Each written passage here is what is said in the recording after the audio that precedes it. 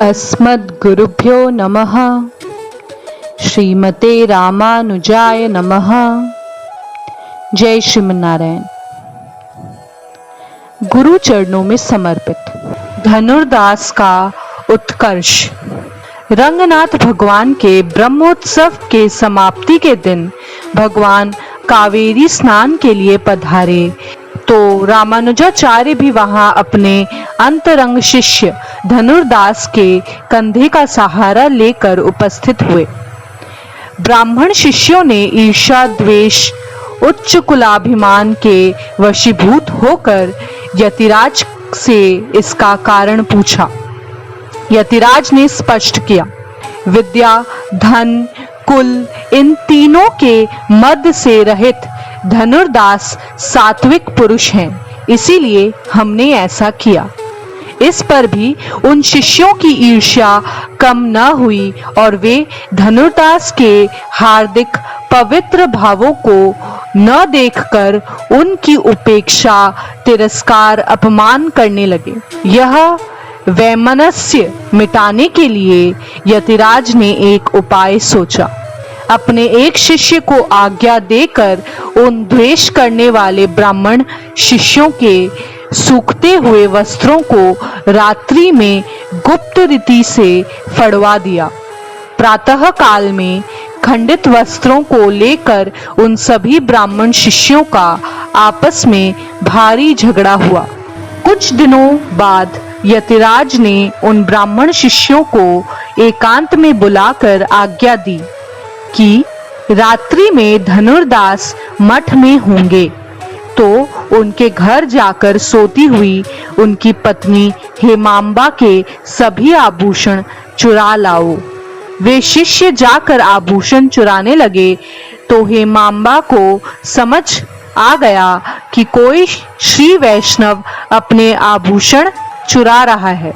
यह आभूषण अवश्य भगवान की सेवा के लिए आवश्यक होंगे।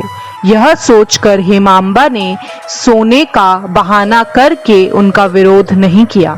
एक तरफ के आभूषण निकालने के बाद उन्होंने उन श्री वैष्णवों की सहायता करने हेतु करवट बदली। करवट बदलते ही डर कर वे श्री वैष्णव भाग गए और यतिराज के पास आ गए। यतिराज ने अब धनुर्दास को घर जाने की आज्ञा दी और पीछे पीछे उन ब्राह्मण शिष्यों को पति पत्नी का वार्तालाप छिपकर सुनने के लिए भेज दिया। घर आकर आधे शरीर को आभूषण रहित देखकर धनुर्दास ने कारण पूछा तो हेमांबा ने सारा वृत्तांत सुनाया। धनुर्दास ने नाराज होकर कहा कि तुम्हारे कारण वे डर कर भाग गए और बचे हुए आभूषण भगवान की सेवा में नहीं लग सके। यह वार्तालाप शिष्यों ने यतिराज को सुनाया।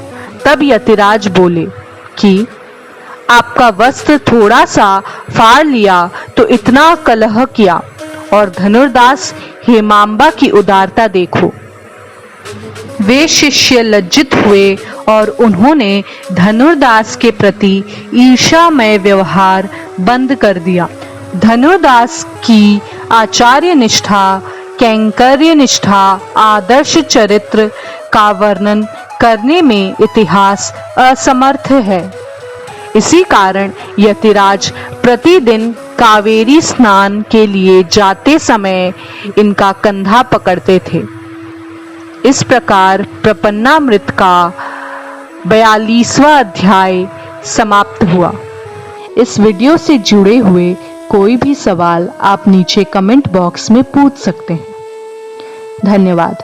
वीडियो अगर अच्छा लगा हो तो इसे लाइक करें, अन्य भागवतों के साथ शेयर करें और हर वीडियो की अपडेट पाने के लिए चैनल को सब्सक्राइब करें। बेल आइकन दबाना ना भूलें। जय श्रीमन्नारायण। साष्टांग प्रणाम।